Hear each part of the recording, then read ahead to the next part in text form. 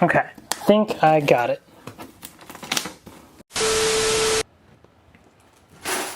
Welcome to part 2 of this in-depth look at Monopoly Gamer. In part 1, I took a look at 2 editions of the unmodified version of the game, and in this part, we're going to talk about how to modify this game to take your enjoyment of it much further. Do you want to make the game more fun and take away some of the randomness with the dice rolls? Some of the cards and rule changes that we're going to explain are going to give you, the player, more strategy and take your enjoyment of the game much further. Monopoly Gamer isn't perfect by any means, but as with anything, these things can be improved upon. Let's take a look. Let's begin by offering some quick ways on how to shake up the house rules by modifying those house rules. Number 1, if you want to make the game last longer and get a better feel for the board, then simply state that each player who passes go can only fight the bosses. No one else can. Number 2, when entering a warp pipe, do not collect the coins that you pass as you journey through the warp pipe. Some people want to rebalance this because the warp pipe is a +8 in movement for the board and it could be considered too powerful, so let's deny the other players, if they enter the warp pipe, from collecting all the coins. And for thematic reasons, it actually follows the Nintendo games much more closely. Number 3 is change the order of the boss cards. Now in the normal game, they're all numbered, so you have to play them in order. But you don't have to really. Make sure though you keep Larry at the top and Bowser at the bottom, and then shuffle the rest of the deck so that you randomize the order in which you fight the bosses. Number 4, which is my favourite modification for this game at the moment, especially if you've bought the Collector's Edition, is use Bowser as an NPC. With Bowser being a non-playable character, what you can do is move him 1 square at a time on the board, each round. As he makes his way around the board, he collects any of the coins that are unclaimed by the other players. He takes those coins and gives them to the bank. In addition to collecting the money off the board and giving it back to the bank, Bowser can fight the other players. And you can do this by simply moving Bowser on his turn into the player character's space, therefore setting up the fight. What happens then is that the player has to defend himself by rolling the dice. However, whatever the number of the dice that the player rolls, that's how many coins they lose. But if the player moves their token onto the same space as Bowser's, Mario, you for me. But if the player moves their character onto the same space as Bowser, then they get to fight Bowser. A 1 to 3 would make them lose 3 coins. 4 and 5 would allow the player to gain 3 coins, and if they roll a 6, they can use the power-up ability die. If you didn't buy the collector's edition of the set and you haven't got the Bowser figure, that's fine. Maybe you can substitute him for Wario, or DK used to be a bad guy, use DK. If you want to modify the game even further, then you can also go to the website that I've been looking at in order to download new cards that have been created by the community. We're going to talk about 2 of them. We're going to talk about extra boss cards, and we're going to talk about effect cards that actually give free parking something to do. Ooh. Oh, look at this. What's that? DK is now a boss? Waluigi as well? And the mysterious Mr. L? Cool. You can see that some of the community are frustrated with Nintendo and Hasbro for not actually giving us a character token based around Waluigi. So instead, the community have come together to create the boss version. And Waluigi just looks as dastardly as his player character does in the Nintendo franchise. Let's have a look at his stats. He is a 3 to fight and you must roll a 6 to win. Just for comparison's sake, we have Bowser here, who is actually 1 to fight and 6 to win. So Waluigi is actually a little bit more expensive and technically harder. But let's have a look at the effects. If you roll a 1, you still have to pay Waluigi money, or more money. And if you win, then you collect all the coins on this card that have been collected. And you can take the most expensive unowned property.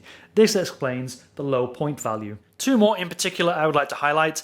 One is King Bob Om and the other is Millennium Star.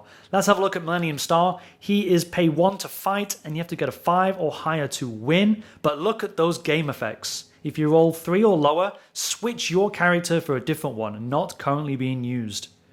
And if you win, you can force other players to swap their character tokens. That means if you're playing against Princess Peach and Wario, they have to swap for other characters of their choice. And maybe they don't like playing those other characters. King Bob Omb himself, pay 2 to fight, roll 5 or higher to win. If you roll a 1, you must drop 5 coins where you stand.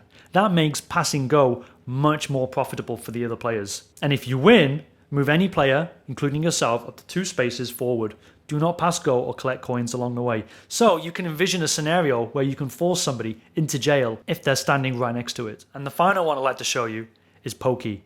Notice that you need to use the power-up dice to fight this boss. And this one is actually kind of difficult. I've played it myself. So you have to roll a red shell or a green shell in order to win. You'll also notice in the top corner there are placement guides as to where to put them in your boss deck, although some don't have a number and instead have an exclamation mark to illustrate that they can go anywhere. And if we make a side-by-side comparison of the cards from the official set and the unofficial cards from online, you can see that the quality of the printing and the design hardly matter at all. With the community creating so many boss cards, I'm really happy that they've been so imaginative, as there are so many bosses to fight now.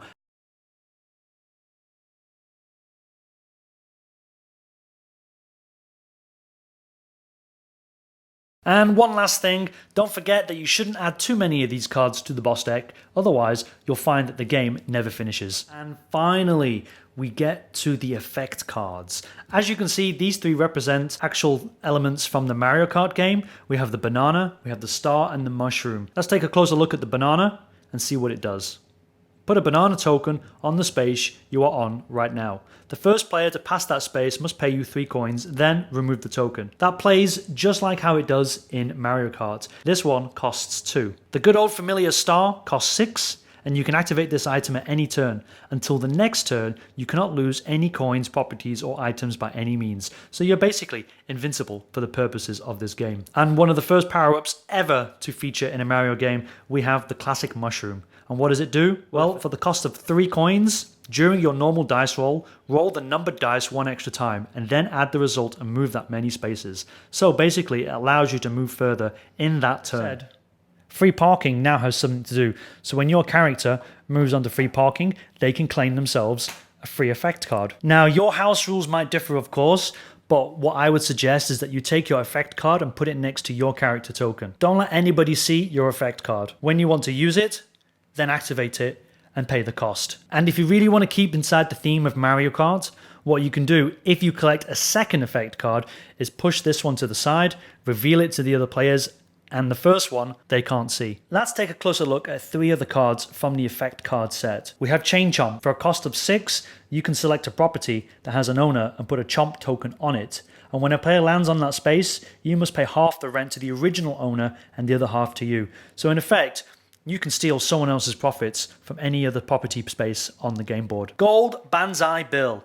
Look at that cost. For 8 Mario dollars, you can move to the nearest space that has coins on it.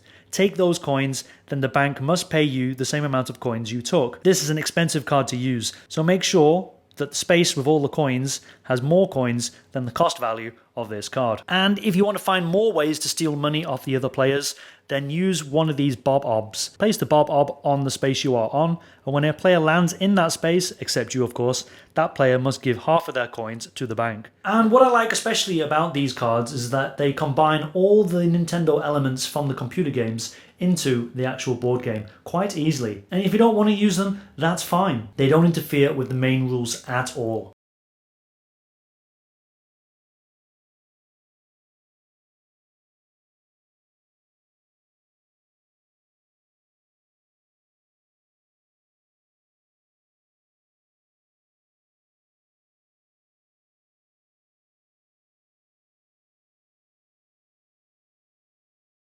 We're at the end of the video. I'm basically just going to summarize and say thank you. So part 1, if you never watched it, was about taking an in-depth look at the Monopoly Gamer game. Part 2 was, if you already know the game, how would you like to get more fun out of it? Don't forget that I haven't created any of these rules. I am not the creator of the cards. I didn't design the cards. I got all my ideas from this website here, boardgamegeek.com. And if you visit the site and you're interested yourself in enhancing your enjoyment of the game, then you don't have to sign up, but if you do, then you can take part and then further contribute to the small community that is at this website. So thank you for watching. Of course, like, of course, subscribe to the video. Never unsubscribe, by the way. You should never ever do that. You should only ever subscribe to videos that you watch ever.